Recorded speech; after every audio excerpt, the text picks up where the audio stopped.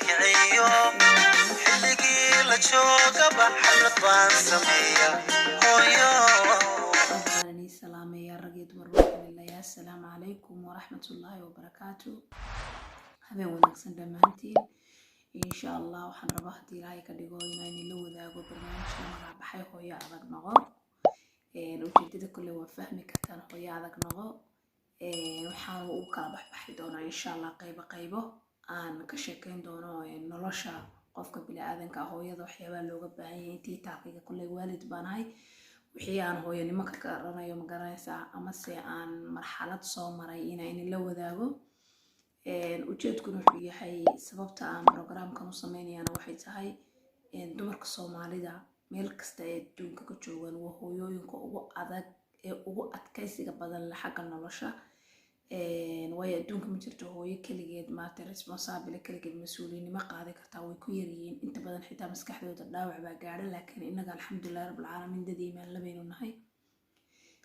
programkan waxaan ugu talagalay sida barasamiya tusaale hadii laga dhigo kale anigoo kale hooyooyinka anigoo kale ah noloshuna waa muhiim in maaragtay qof walba caqligiisa iyo mindsetkiisa iyo maskaxdiisa wixii ku jira la isla wadaago ujeedkaygu wuxuu yahay hooyo adag noqo marka aan leeyahay waxay tahay waxa jirta hooyooyin badan oo Soomaaliya waagii Soomaaliya dawladii ay jirtay iyagoo yar dhibaato badan soo maray rafaad badan soo maray qaar macallimiintoodu dhibaateeyeen qaar maaragtay family problem ku dhacay marka maadaama iyagii family problem iyo dhibaato ku dhacday waxay tahay iyagii waxay noqdeen inay wadankoodii maanta ka soo haajiraan qaar kamid ah wadankoodii joogaan marka wadankaaga aad joogto iyo marka aad wadan kale aad timaadana noloshii mar walba isku mid ma noqonayso way kala duwanaanaysaa waayo wadan kasto oo aad maaragtay timaado waxa laga rabaa dhaqankiisa iyo systemkiisa qaabka adigu aad bulshada u raacayso ama qaabka dadka aad ula noolaanayso dhaxalka bulshada aad bay muhiim u tahay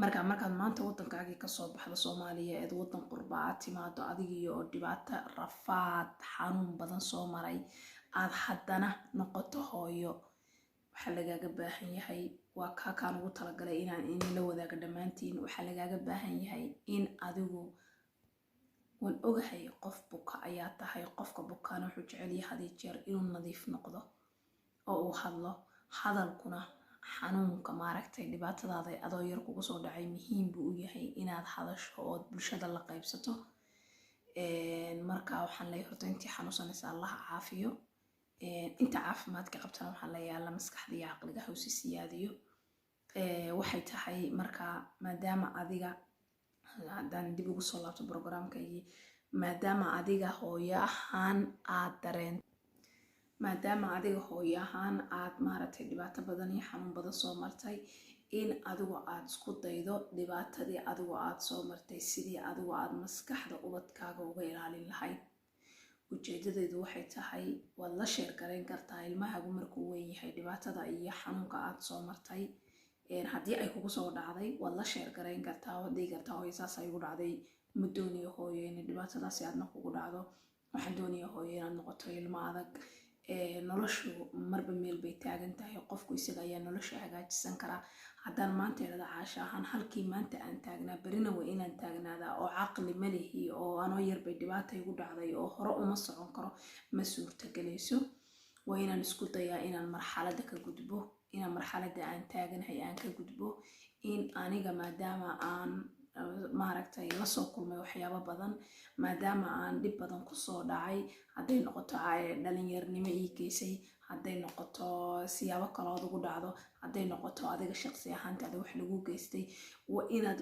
maalinta ka dambaysa caqligaagu ku koraa oo dhibaatada faraha badan wax laga qaada adkaysi iyo raganimo iyo fariidnimo hooyo kasta oo dhibaato soo marta waa hooyada ugu adag markaan u fiirsaday waxaanad sameynaysan maadaama adiga laftaada shakhsi ahaantaada ay ku saameysay dhibaato xoog leh ilmahaaga ka ilaali dhibaatadii adiga kugu dhacday in ilmahaaga iyo nolosha aad ku jirto aanay total shaqo ku yeelan sababtoo ah uurka afka waad ka hadli kartaa laakiin ka waran haddii dhibtii xanuunka kugu dhacay dartii aad tirada maanta waxaan ma awoodi karo waxaan ma samayn karo hore uma socon karo isbedel ma samayn karo anigoo yar baa lay dhibaateeyey, anigoo yar baa lay kufsaday, anigoo yar baa lay dilay, anigoo yar baa sidan la yeelay.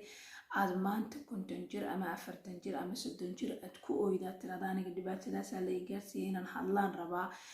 ogow jiilkan soo korayaad guriga ku haysata awlaadaadani berrita iyagana waxaasi meel bay u yaalaan oo way arkayaan. xitaa adigu haddii aad hooyo fiican tahay oo aad si fiican caruurta u korayso mustaqbal iyo wanaag u horseedaya, haddana waxaan aad bulshada la wadaagaysa ogow meel bay u yaalaan. berri waa hooyadood macaan, hadday noolaadaan way arki doonaan, waanay arkayaan waxyaabaha aad ku hadashay. waxaa laga yaabaa marka hadaladaa aad ku hadashay hadal ka mida in uu ilmahaaga waxbarashadiisa ama noloshiisa ay dib u dhigto oo bulshada la wadaagi kara hadal.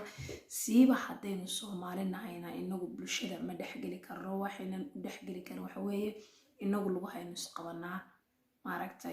haruur looma oo qofku ma jecla inuu qofka kale haruur socdo. kow, qofku ma jecla inuu dhibaatada isaga warkiisa ku jirta ka hadlo. laba, qofku ma jecla inuu isbedel sameeyo. mar walba waxay jecel yihiin inaad low haato, laakiin adigu maskax iyo caqli ayuu Ilaahay ku siiyey.